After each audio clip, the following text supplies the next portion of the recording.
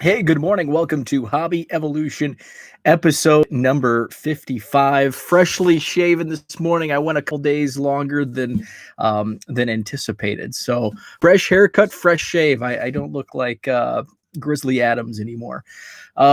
Today on Hobby Evolution, I want to talk about what articles are in the hobby and showing up. And this was from a tweet that I saw and some conversation that I saw on Twitter last night from a baseball card article on Baseball America. So I want to dive into that and just warn, just be cautious with what you read.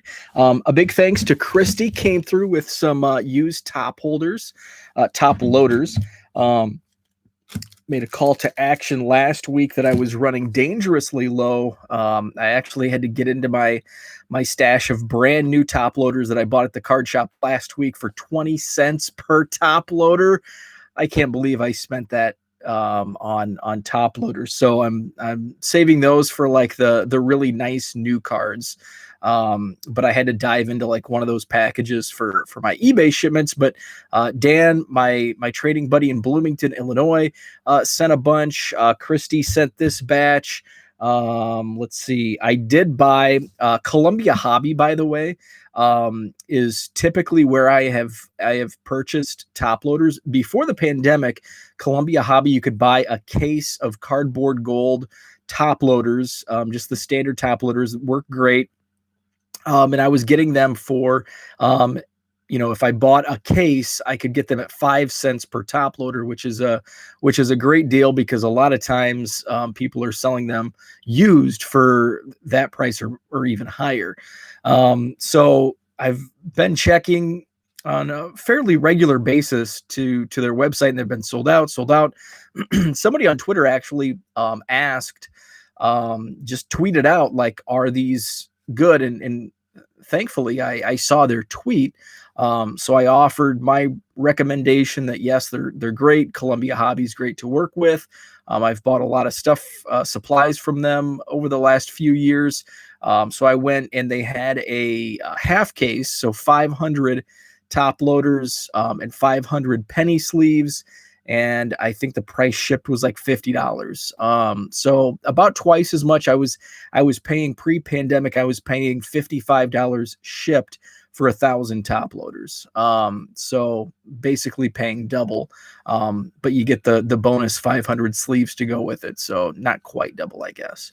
So I did put that order in. About a day prior, I had found a used lot on eBay. I think 400, and I paid even more for the used ones than I bought the new ones for on Columbia Hobby, just because I was desperate and they were the lowest price. And I'm running through these piles so quickly lately that I needed to take the plunge. So have over 1,000 top loaders, or about 1,000 top loaders coming. So that is great. No Cubs mail arrived yesterday, but Christy did. I did get the top loaders from Christy. So the Cubs count stands at 499,055. So that is where we're at. I don't have any big trade packages coming that I'm aware of, but I know that there are a couple smaller ones. So going to be pretty close to hitting 500,000 this weekend. That was kind of my target. I'm still pretty certain that I'll hit 500,000 by the end of the month. Still have 6 days. September's a 30-day month, so still have 6 days to get about 945 cards.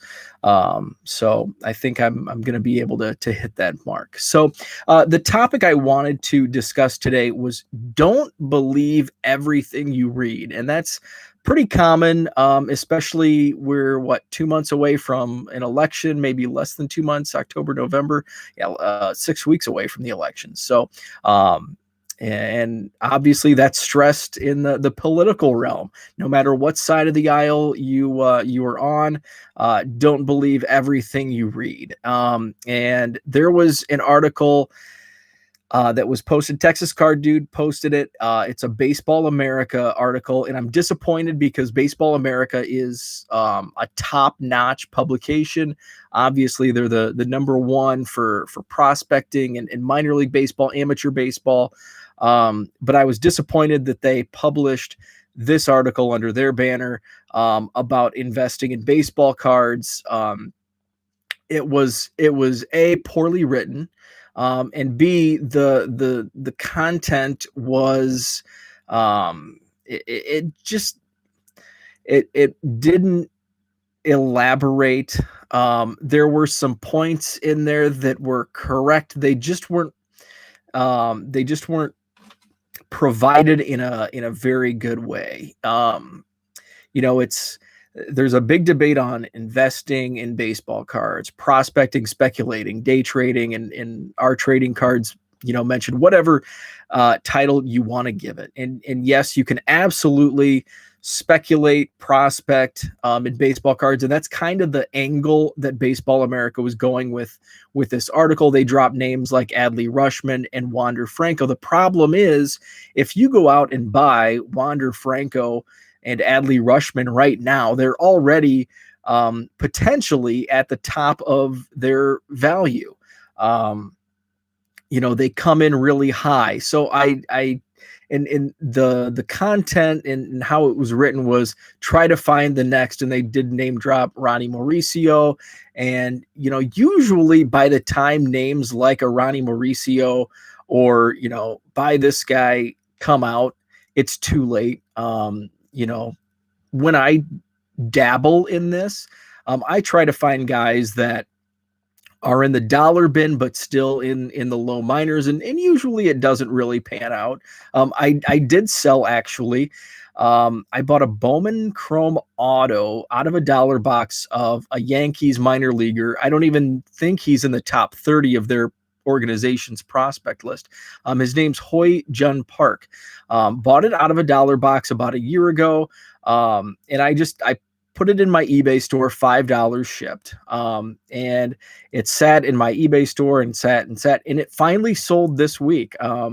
I figured I would have to, throw it in a trade package or, put it in a dollar box myself. But, sometimes they do pan out, but just be careful in what you read, especially in these times of the hobby.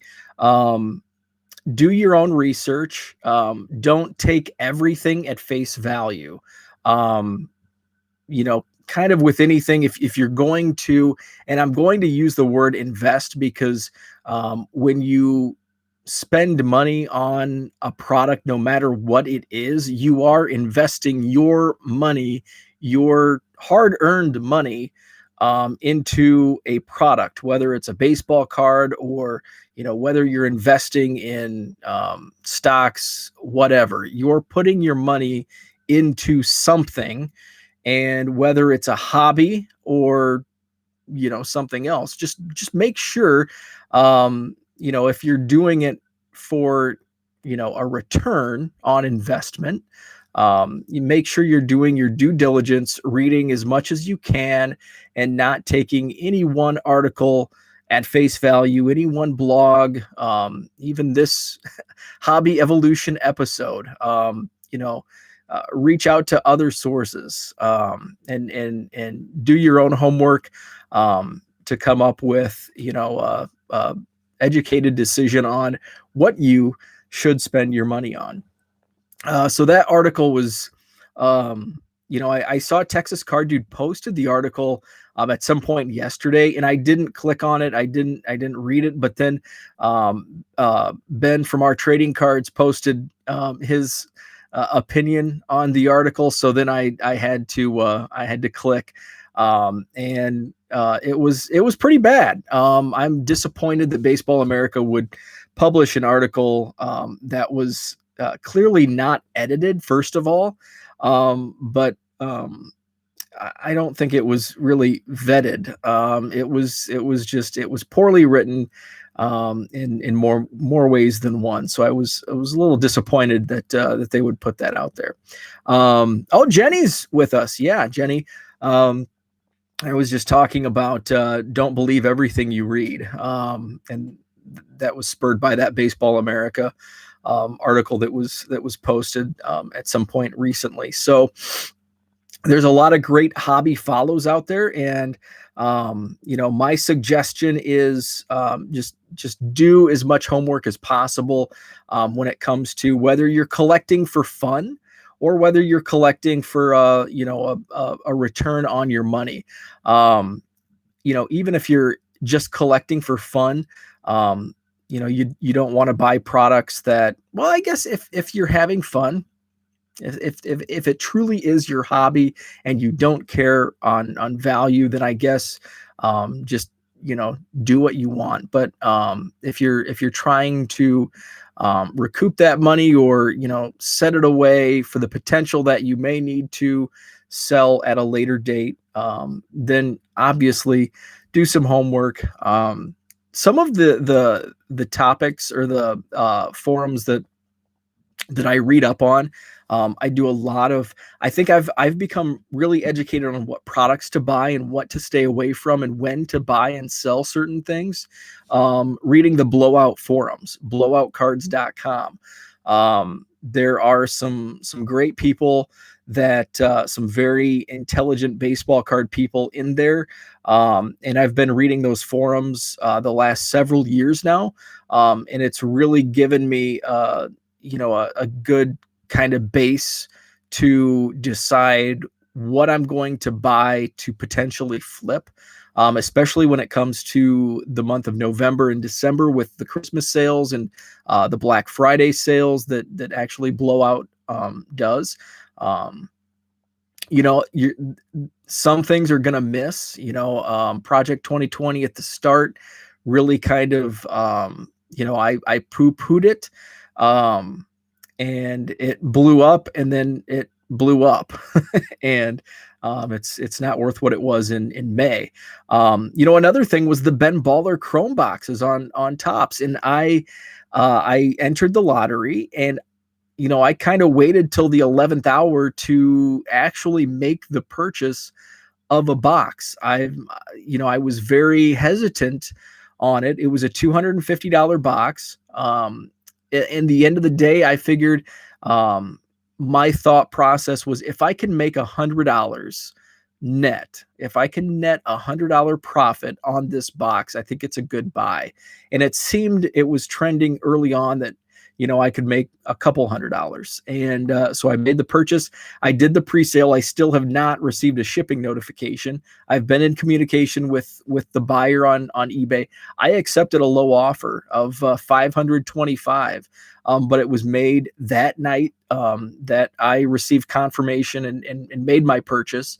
But had I waited a week or two, I could have sold it. Right now I think they're still selling for $750. So I could have made an additional, $200 had I waited. But I'm going to take the $200 profit. Hopefully it ends up shipping and I can get it to my buyer, and everything will be okay.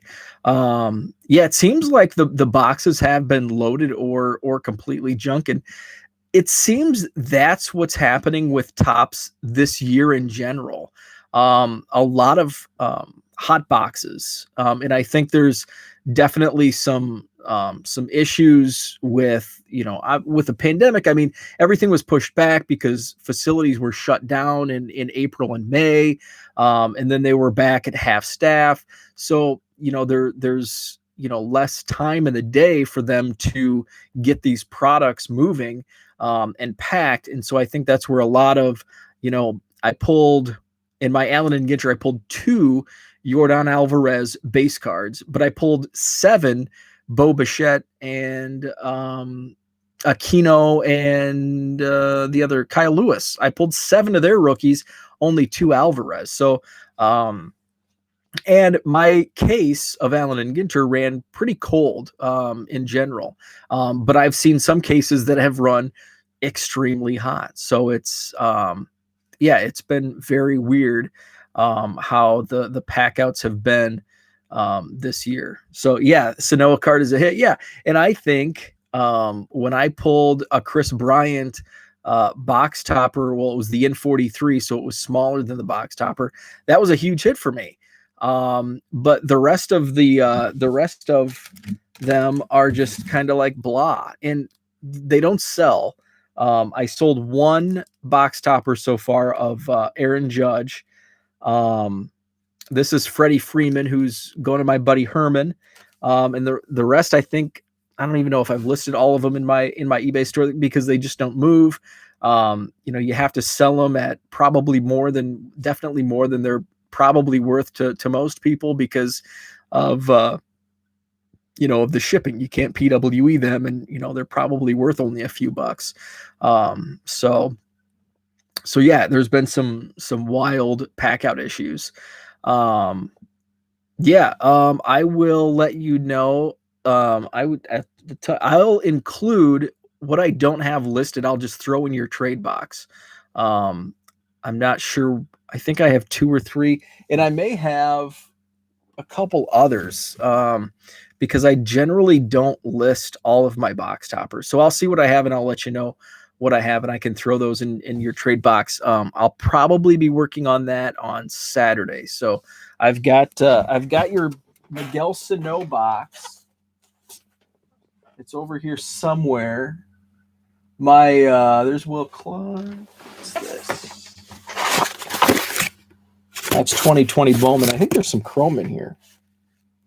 I need to set this aside. I'm terribly unorganized, and it does not help me. I'm still looking. I have a 2018 Topps rookies box with the second tier rookies, not like the main ones like Soto, Acuna, Torres. Those have all been pulled, but I have a box, and this is a 400 count. So it's a 550 count box, nearly full of Shane Bieber, I think Ozzie Albies, Victor Robles,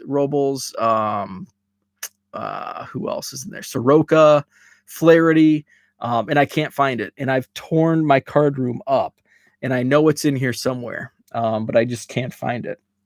So one of these days, I'll find a nice little find. So that is all I had for today. I just wanted to reader beware. Don't believe everything you read, and that is coming from that Baseball America investing / prospecting article I read last night. Just be careful what you read when it comes to the hobby, and there's some really great information out there. There's some pretty bad information out there. So just kind of do your due diligence in what you read. So that is all for today. As always, follow me on Twitter at 1millioncubs. Check out the website 1millioncubs.com. New blog post coming today. And my eBay store link is at 1millioncubs.com. Just click on that. Over 3,000 cards in the inventory, 10% off automatic at checkout when you buy 3 or more cards. I've been adding Allen and Ginter daily. Still have a few minis to list. I think I have cards 200 and up to list yet, and a couple of insert sets still to list. So check that out, 1millioncubs.com. Click on the eBay store link. Have yourselves a wonderful Thursday. Getting close to the weekend, thank goodness. And I'll see you tomorrow.